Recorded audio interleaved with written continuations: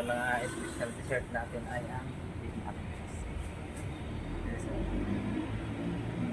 Siyempre, may mga ano lang.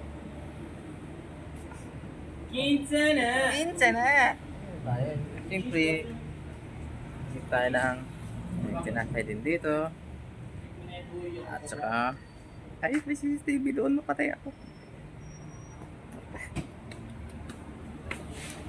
Siyempre, ulit.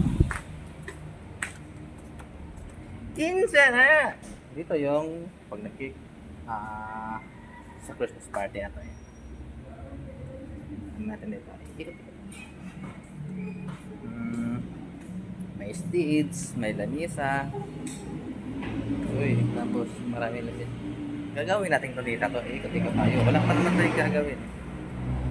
Dito po yung natin, yung studio pag may okasyon.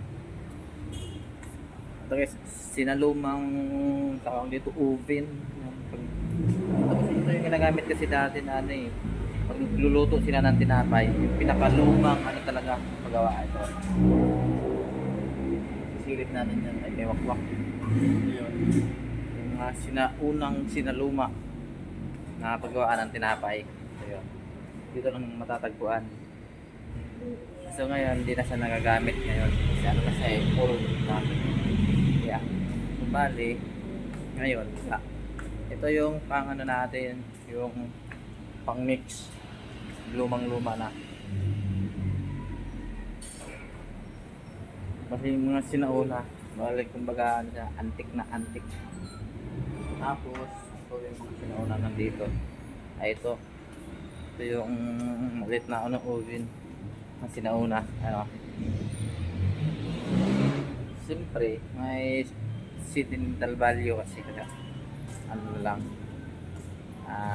tinabin lang, sayang yung kalakal eh.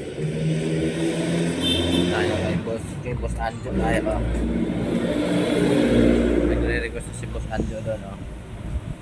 Si Boss Anjo yun. Tapos pupunta tayo sa kitchen kasi yung kitchen kasi nito yung bango, medyo may konting dito.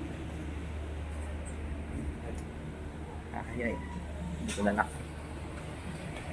So, next video na naman tayo. See you.